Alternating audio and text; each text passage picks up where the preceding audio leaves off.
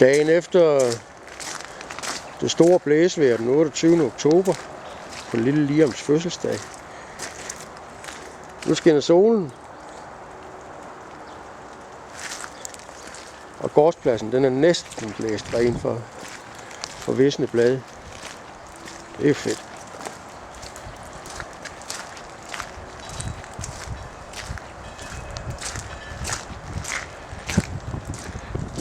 Der røg et par glas i drivhuset. Men det gør der jo hver år.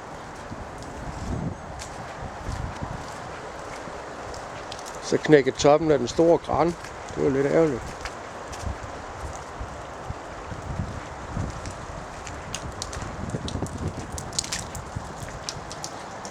Men orangeriet blev sgu stående. Vi fik også lige sat vindkryds på søndag eftermiddag, så det var jo godt. Fandme blev det stående.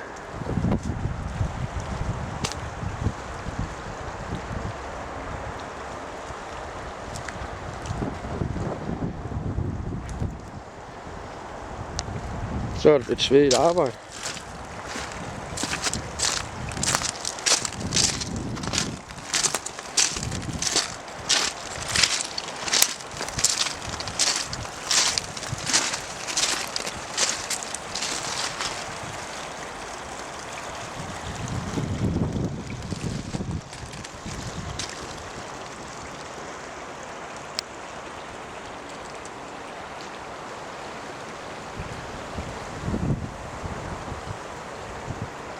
Det bliver så fed en plet, det her. Det bliver så fed en plet.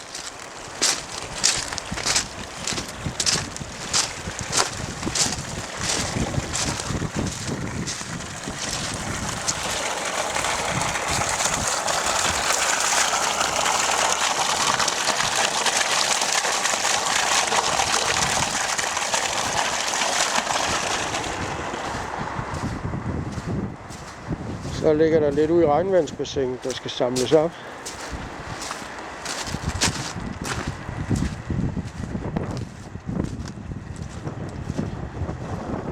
Der kommer sgu også lige noget vand i.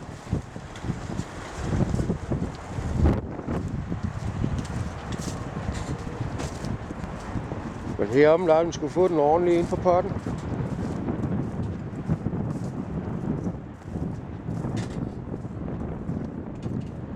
Vaderne er blæst af gavlen.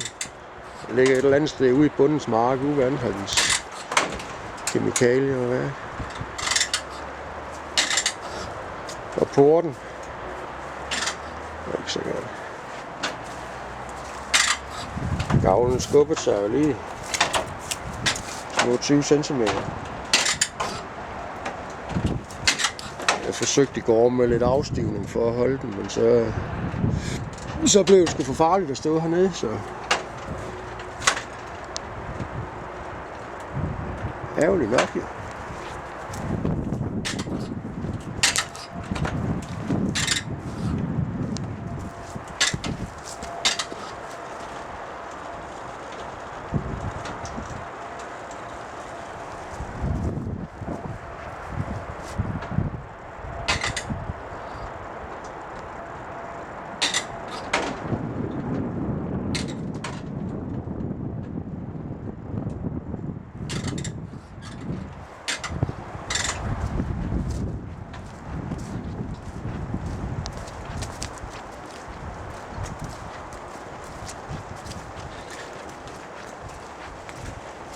Men ellers så slap vi jo rimelig billigt. Der er lidt løvfald nede i skoven også, men det er fint. Så er der brænde til næste år. Det er super.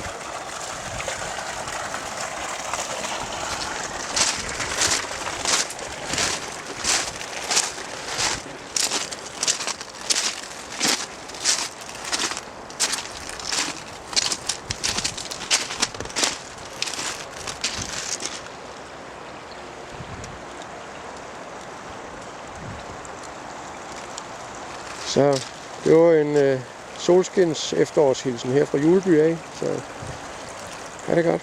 Take care.